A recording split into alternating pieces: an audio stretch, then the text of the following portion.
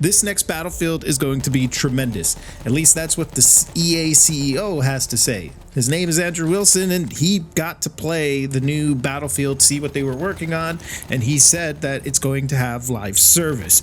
And it's going to be the most tremendous live service they've had. In fact, I'll just read to you his own words, what he said in quotations. A few weeks ago, I was visiting with the teams, and I couldn't be more excited about what they showed and what we were able to play. It will be a tremendous live service.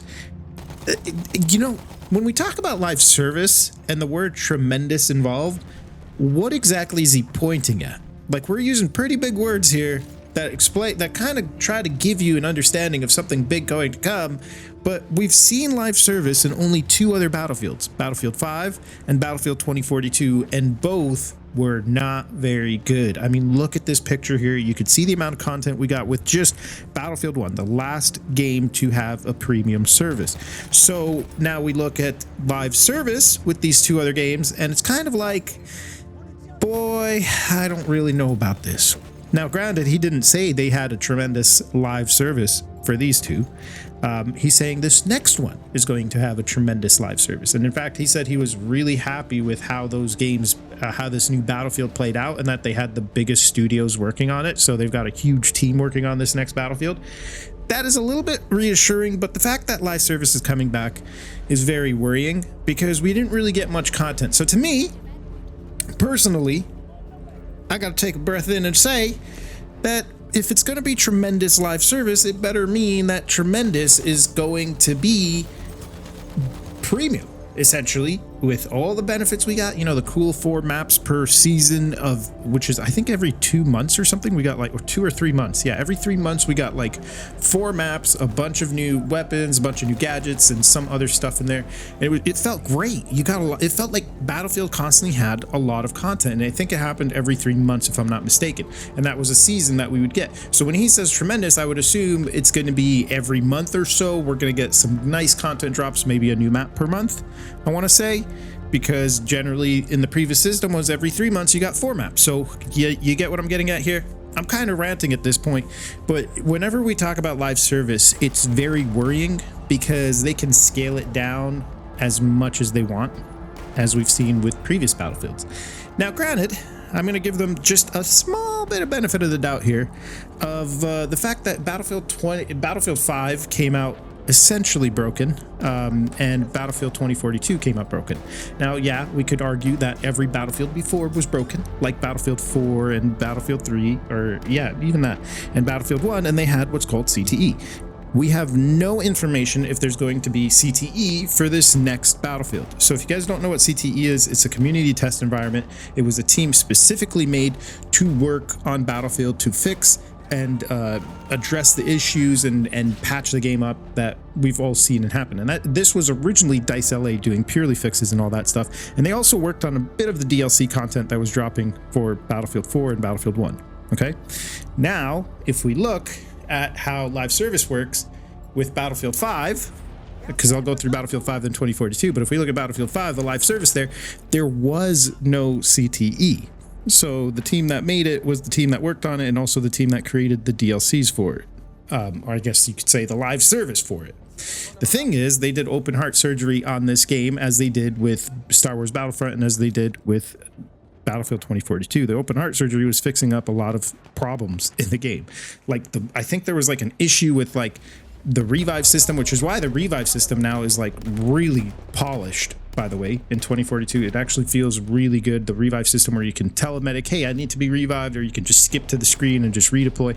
Anyway, point is, they had to fix that because the bodies were wiggling around that people couldn't tell who was prone or who was dead, and it was just convoluted, plus other issues. There was a lot of things going on there that they mainly just used live service to just fix the game. With 2042, the open heart surgery was bringing back the class system, which they should have never got rid of. I don't understand why they decided to take a leap of faith and say, we're going to, you know what, I'm going to give you my 2 cents on this, okay, as to why they did this. First of all, let's talk about the open heart surgery they did here. They had to bring back the class system.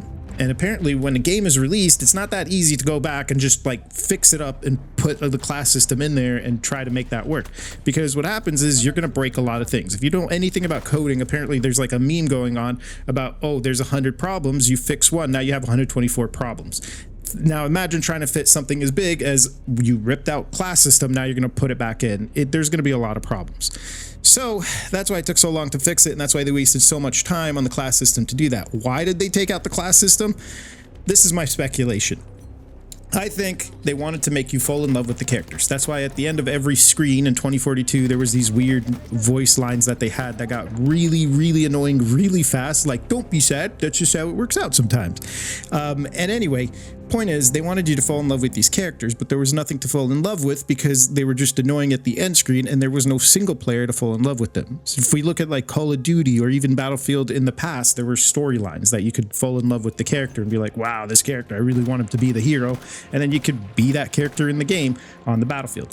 That was their kind of intention, except there was no single player for that. So now you have these just really annoying characters and no class system, and you have a system that now it feels more like Call of Duty, just being a lone warrior with no teamwork. And as you guys know, Battlefield is a heavy teamwork type of game where teamwork will really give you a lot of synergy in order to win the objective. And you guys know this well because you're Battlefield fans. Now, we have this issue of the next Battlefield. So the hope is, and I'm really hoping they nail this.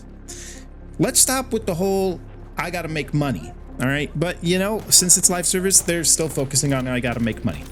But I'll just say this as a gamer standpoint, and I hope they kind of got this message because this is something we've been preaching at them for the past years about, do this, please. We need this. If they've heard us, they're going to give us a game that's between Battlefield 3 and Battlefield 4, somewhere in there. Because you could even look at it as analytics, or you could look at it on what the fans want. Between Battlefield 3, Battlefield 4 is the majority. I did consensus. Some could even say Battlefield 1. Fine, we'll throw it in there. But if we look at the analytics of it all, you will see that the peaks of Battlefield happened around that time. Battlefield 3, 4, and 1. Some will argue 24, Bad Company 2, and so on. But look, let's just focus on this, all right? These are the games.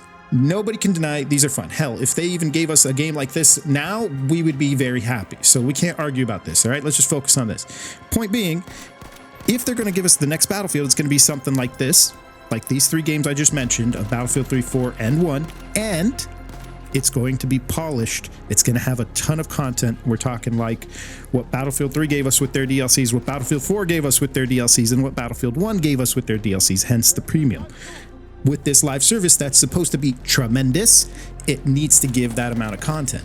If they can actually nail this and have it polished so they don't focus live service on, oh, we're just going to fix the game that we had broke on day one, it's going to actually work. Because in theory, that should work, right? Maybe just some fixes here and there, you know, get the game in patched order like every game has when it comes out. There's some small adjustments, nothing major, no open heart surgery, and just a ton of content dropped on the game. They can actually make this work and then give us the best of all the worlds, and even consider making a Battle Royale, which I'm not a fan of, but they apparently love their analytics and seeing every studio make a Battle Royale, they got to make one. So they could give us a Battle Royale and essentially an extraction shooter, because apparently that's the new trend now, is extraction shooters.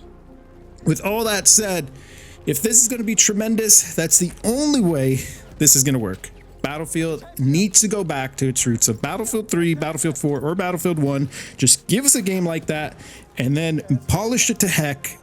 Drop a lot of content in your tremendous live service, not like what we've seen in 2042 or Battlefield 1 or Battlefield 5, and just give us more content down the road, and then you could take it from there and have this as the base to release new games on top and so on. The possibilities are endless. In theory, it works, but apparently they can't nail it for 3. I'm not going to argue anymore. I want to just see your opinions in the comments down below, what you guys think of this tremendous live service and all the things that are going to be coming for this next Battlefield. And I'm going to leave it at that. I love you guys, and I'll see you guys in the next episode.